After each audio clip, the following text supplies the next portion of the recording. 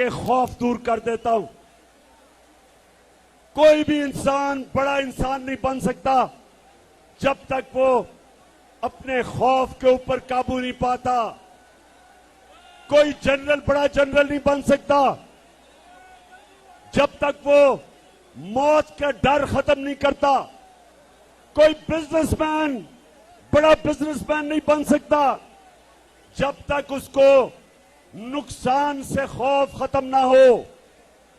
एक क्रिकेटर, एक बैट्समैन अच्छा बैट्समैन नहीं बन सकता जब तक वो तेज बॉलर से अपना खौफ नहीं दूर करता। तब तक वो बड़ा बैट्समैन नहीं बन सकता।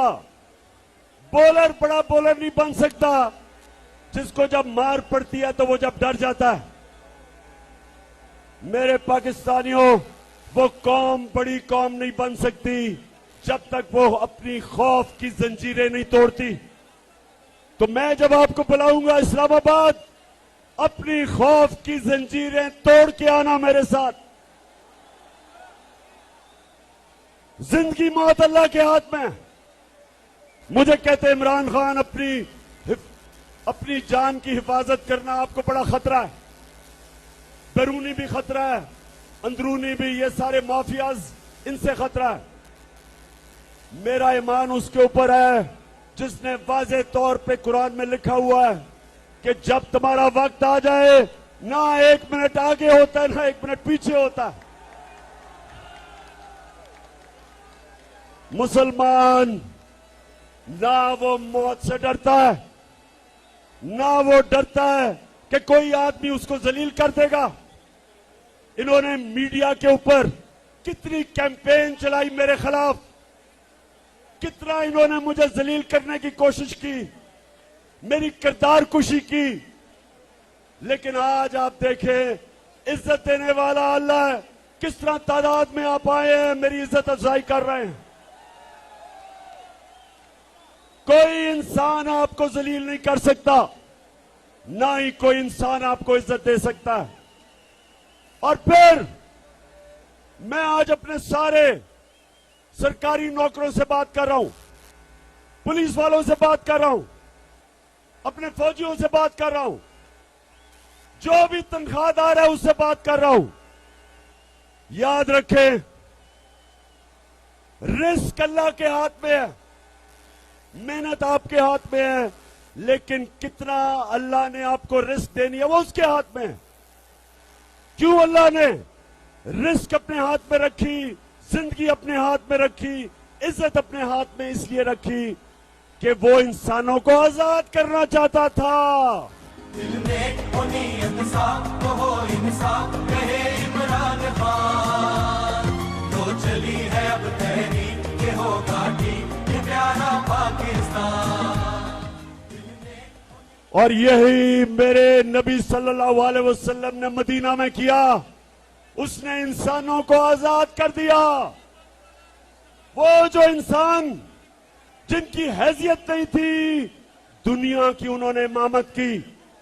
मौलाना रूमी कहता है, नौजवानों ये मैं आपके लिए कह रहा हूं, मौलाना रूमी कहता है कि जब अल्लाह ने आपको पर दिए, जब अल्लाह ने आपको पर दिए उड़ने के लिए, तो क्यों जमीन पे चूंटियों की तरह रेंग रहे हो?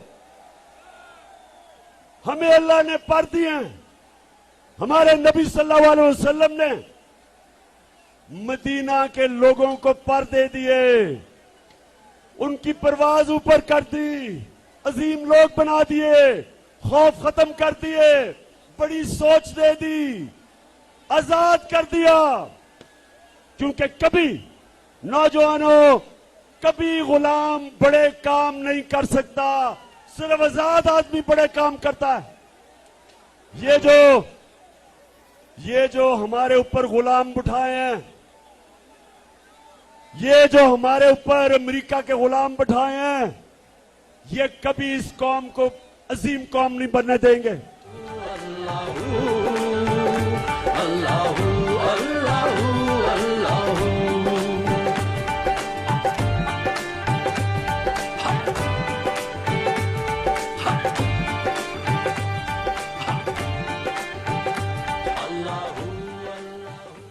अच्छा मर्दान, जरा आपने थोड़ी सी खामोशी से मेरी बात सुननी है।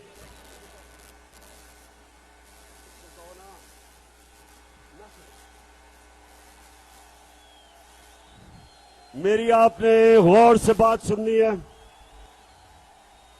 जब हमें हुकूमत मिली, नौजवानों सुने आराम से, जब हमें हुकूमत मिली, ये चोर 10 साल हुकूमत कर चुके थे, पाकिस्तान का दिवालिया निकल गया था, हमें सबसे बड़ा बैरूनी मुल्क का खसारा मिला, 20 अरब डॉलर का। इदारे इन्होंने तबाह कर दिए, करप्शन में मुल्क डुबा दिया, खुद ये अमीर हो गए, मुल्क गरीब हो गया। 2018 में वो पाकिस्तान हमें मिला, हमारे पास पैसे नहीं थे, जो हमने कर्जों की किस्तें, इनके लिए हुए कर्जों की किस्तें देनी थी, हमारे पास पैसा नहीं था। मैंने अपने दोस्त ममालिक उनके पास गया, सऊदी अरेबिया से पैसे मांगे, यूएई से पैसे मांगे, चाइना से पैसे मांगे, तो हमने अपने मुल्क को दिवालिया होने से बचाया। और मैं आज आप सबको कहना चाहता हूं कि मेरे लिए जो सबसे शर्मिंदगी का वक्त वो ये था कि मुझे जाके दूसरे मुल्कों से कर्जे मांगने पड़े, क्योंकि इन्होंने मुल्क का दिवालिया निकाल दिया था। नौजवानों, ये याद रखें, कभी भी जब आप किसी के सामने हाथ फैलाते हैं, आप अपनी इज्जत खो बैठते हैं। तो जब मुल्क दूसरे मुल्कों से इमदाद और कर्जे लेता है, उसकी इज्जत नहीं रहती। और इनकी वजह से हमारे मुल्क के ऊपर कर्जे चढ़े, इन्होंने दिवालिया निकाला, इदारे तबाह किए। वो हमें पाकिस्तान मिला था 2018 को, और मेहनत से हमने मुल्क को खड़ा किया।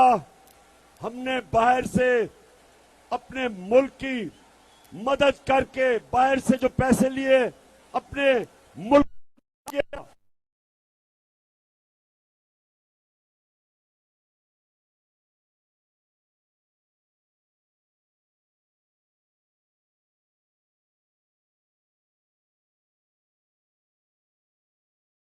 हिंदुस्तान 50 से ज्यादा में मरे, मजबूर भी हम इसके, बहतान भी हम इसके, अल्लाह की रजा से हैं निगहबान भी हम इसके, अल्लाह की रजा से हैं निगहबान भी। और फिर ये जरा सुने नौजवानों, थोड़ी सीरियस बात कर रहा हूं आपसे।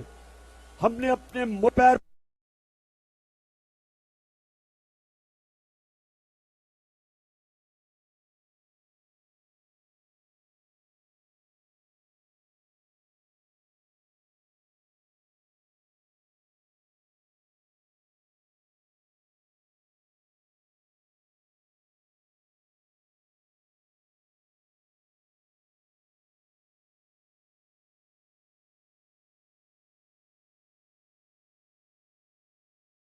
को बचाया, उसके बाद अपने किसानों को बचाया, अपने किसानों को बचाया। हमने अपने किसानों को सबसे ज्यादा उनको उनकी पैदावार के पैसे दिलवाए, हमारी फसलें रिकॉर्ड हुई, किसानों के पास पैसा आया। हमने रोजगार सारे बर्रे सगीर में, वर्ल्ड बैंक कहता है कि जिस मुल्क में सबसे ज्यादा रोजगार लोगों को मिला वो पाकिस्तान था। और उस वक्त जबकि हमारा मुल्क उठ रहा था, हमारी इंडस्ट्री 10.2% पे हमारी इंडस्ट्री बढ़ रही थी, दौलत में इजाफा हो रहा था, 5.6% पे हमारी दौलत बढ़ रही थी। तब इन्होंने साजिश की हमारे खिलाफ, बैरूनी साजिश, और अंदर मीर जाफर और मीर सादिक इन्होंने मिलके उस वक्त हमारी हुकूमत गिराई। और जब ये हो रहा था, एक मिनट सुनो,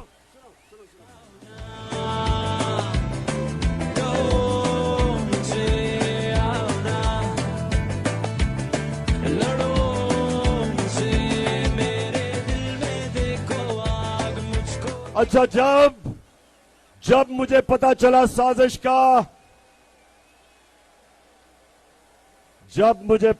साजिश का, तो मैंने उन लोगों के पास गया जिनके पास जो साजिश रोक सकते थे, और मैंने उनको बताया कि जिधर आज हमारी माइशत खड़ी है, अगर ये साजिश कामयाब हुई तो ये हमारी माइशत सीधी तरह नीचे जाएगी, तबाही की तरफ हम जाएंगे।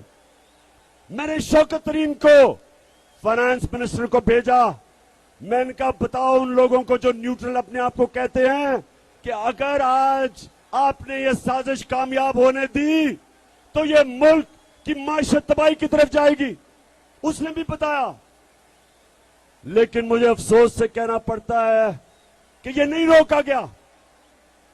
और आज जरा हालात देखें, रुपया जाने लगा है, 200 रुपए का डर बनने लगा।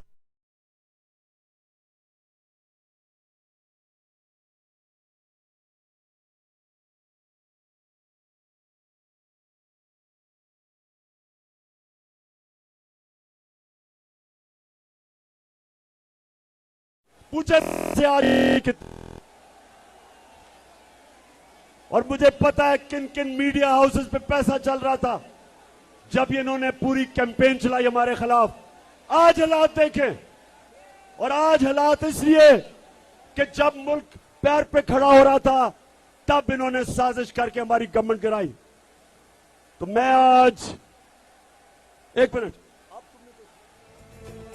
है जज्बा जुनून तो हिम्मत न हार, है जज्बा जुनून तो हिम्मत न हार। मुझे पता है कि किस किस आदमी ने साजिश की है। एक एक साजिशी मीर जाफर की शक्ल मेरे दिल के ऊपर लिखी हुई है कि किन्होंने इस मुल्क को साजिश करवाई।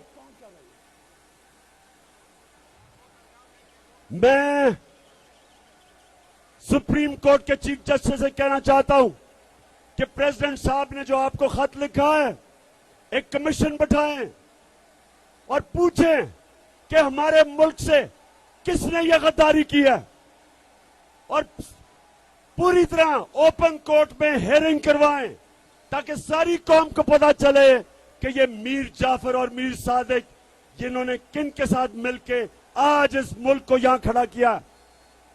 और आज इस हुकूमत के पास कौन सा रास्ता है?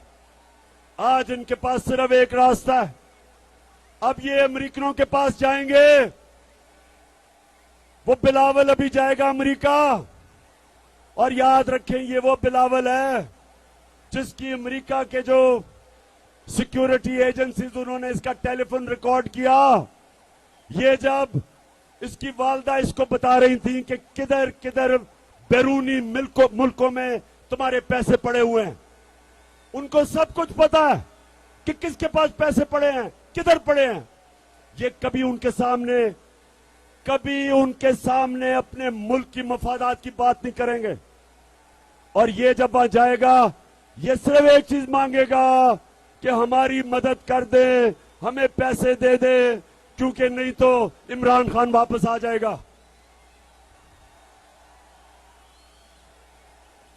अब अगर अमेरिकनों को मैं बहुत अच्छी तरह जानता हूं, अमेरिकन एक चीज कहते हैं, there is no free lunch, यानी कि मतलब ये कि जो भी हम तुम्हारी इमदाद करेंगे उसकी एक कीमत होगी। और कीमत क्या होगी पाकिस्तानियों? कीमत आपकी आजादी होगी। वो आपसे फिर वो कहेंगे कि हमें बेसिस चाहिए। वो जिस तरह हमने उनकी जंग में शिरकत करके, और पख्तूनख्वा के लोगों को तो पता है कि किस तरह तबाही मची थी पख्तूनख्वा में जब उनकी जंग में शिरकत की थी। आपको तो पता है कितने लोगों ने शहादतें दी, कितने हमारे पुलिस वाले शहीद हुए, कितने हमारे फौजी शहीद हुए।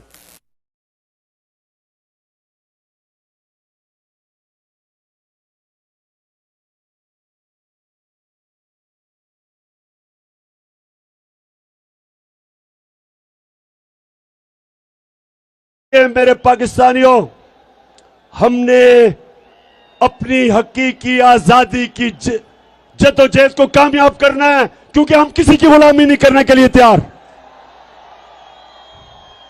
इन्होंने, इनकी जरूरत नहीं होगी कि अमेरिकनों को कहें कि जनाब हमें रूस से 30% कम कीमत पे तेल मिल रहा था, यानी कि हम पेट्रोल और फजल रहमान को 30% कम आपको बेच सकते थे, और 30% कम हमें गंदम मिल रही थी अमेरिकनों से, रूसियों से।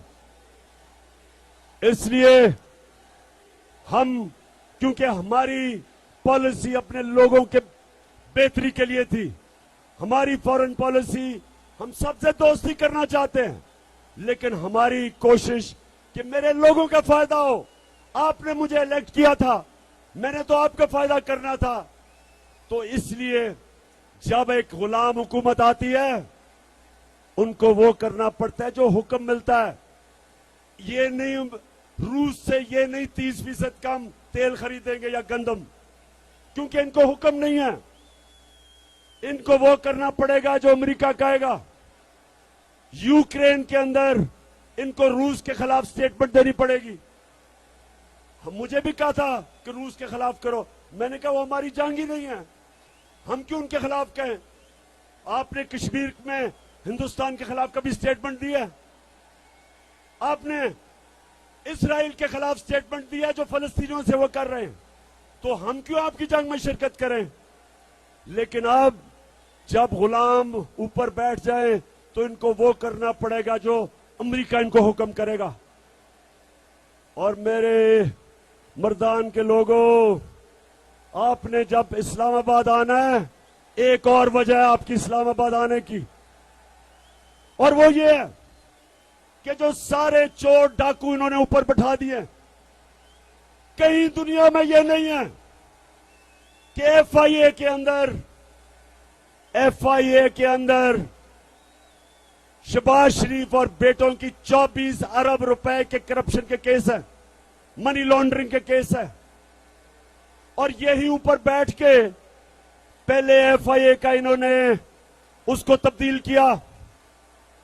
जब इन्होंने उसका ऑफिसर तब्दील किया एफआईए का, उसको इन्होंने रिजवान, डॉक्टर रिजवान, सब याद रख लें नाम डॉक्टर रिजवान का, एक बड़ा दिलेर और काबिल एफआईए का ऑफिसर था।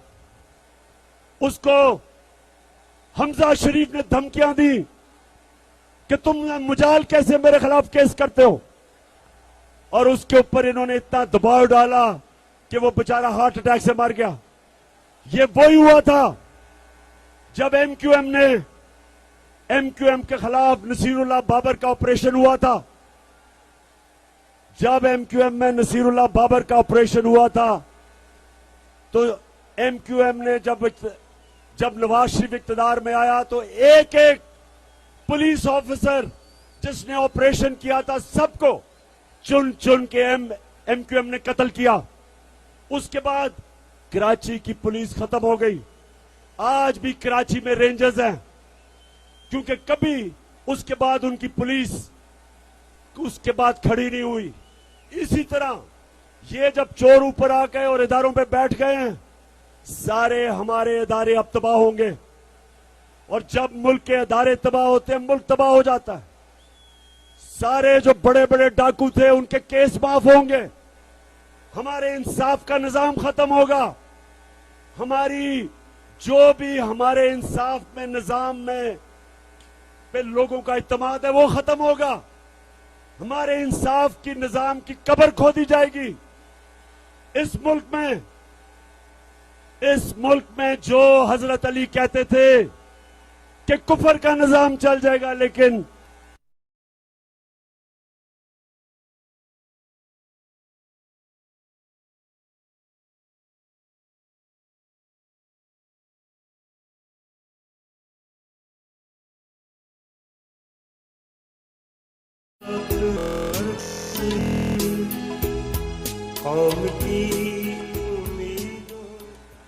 अच्छा मर्दान,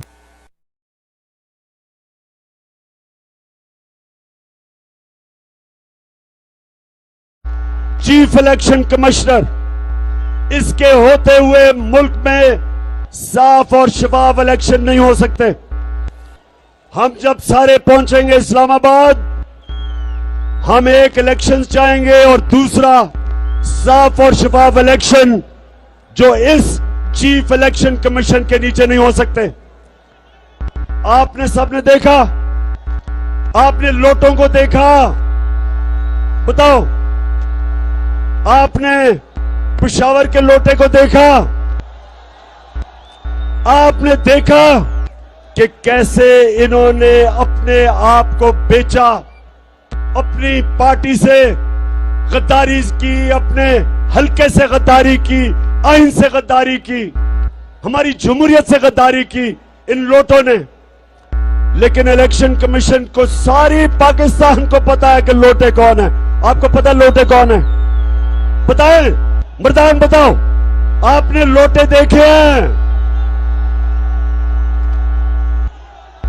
आपने सारे पाकिस्तान में सारा वतन साथियों मुजाहिदों जाग उठा है सारा वतन साथियों मुजाहिदों। सारे पाकिस्तान ने लोटे देखे हैं, लेकिन इलेक्शन कमिश्नर को नहीं नजर आ रहे। वो कानून ढूंढ रहे हैं उनको बचाने के लिए। ये कानूनी मसला नहीं है इलेक्शन कमिश्नर, ये अखलाकियात का मसला है, ये मॉरल वैल्यूज का मसला है, ये मुल्क की फ्यूचर का मसला है। ये हमारे नौजवानों के सामने जब अपने वोट बेचते हैं, जब अपने जमीर बेचते हैं, तो ये हमारे मुल्क की अखलाकियात तबाह करते हैं। और इलेक्शन कमिश्नर, सारी कौम आपकी तरफ देख रही है, और अगर आपने इन लोटों को बचाया तो याद रखें ये कौम आपके इर्द गिर्द भी निकलेगी, आपको भी माफ नहीं करेगी। सबको पता है हमने किन किन ने मिलकर इस मुल्क से गद्दारी की। और आखिर में आखिरी बात करने जा रहा हूं, आखिरी बात। मर्दान फिर से मुझे ये बताओ कि 20 को और 20 के बाद जब मैं कॉल दूंगा तो हाथ खड़ा करके बताओ कि आप इस्लामाबाद पहुंचेंगे। मुझे ये मुखालिफ कहते हैं कि जी बड़ी गर्मी होगी, लोगों को गर्मी होगी, लोग नहीं पहुंचेंगे। अगर मुझे इमरान खान को, अगर 70 साल इमरान खान को गर्मी नहीं लगती तो मेरे नौजवानों को भी गर्मी नहीं लगेगी। वतन का मैदान लाशों से पट जाएगा, लाशों से पट जाएगा। आज दुश्मन का तख्ता उलट जाएगा। हर जरी सब शिकन, हर जवा तेगज़न, हर जरी सब शिकन, हर जवा तेगज़न। जाग उठा है सारा। हमने इस्लामाबाद 3 वजह से निकलना है। नंबर 1 कि हम वो उम्मत हैं नबी सल्लल्लाहु अलैहि वसल्लम की जो किसी इंसान, किसी सुपर पावर की गुलामी नहीं करता। हमने अपनी हकीकी आजादी के लिए सबसे पहले निकलना है। नंबर 2, ये जो पाकिस्तान के सबसे बड़े डाकू हैं, हमने इनके खिलाफ निकलना है कि हम किसी सूरत इन चोरों और डाकुओं को अपने ऊपर मुसल्लत नहीं होने देंगे।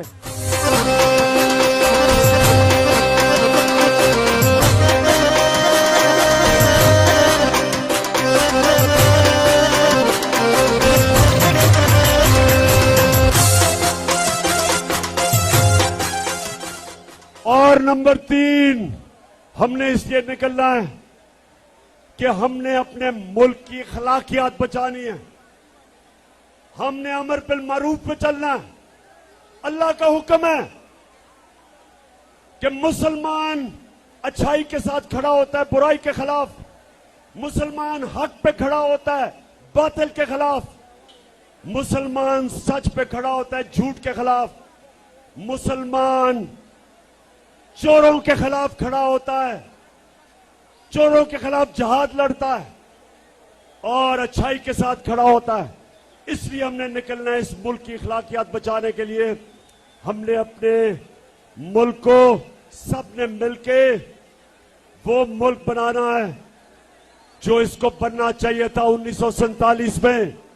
हम वो पाकिस्तान चाहते हैं जो इलामा इकबाल की ख्वाब थी और कायदे आजम की जद्दोजहद थी। मर्दान के लोगों, नौजवानों और मेरी बहनों, इतने शानदार जलसे का आपको मुबारक भी देता हूं, आपका शुक्रिया अदा भी करता हूं। पाकिस्तान जिंदाबाद।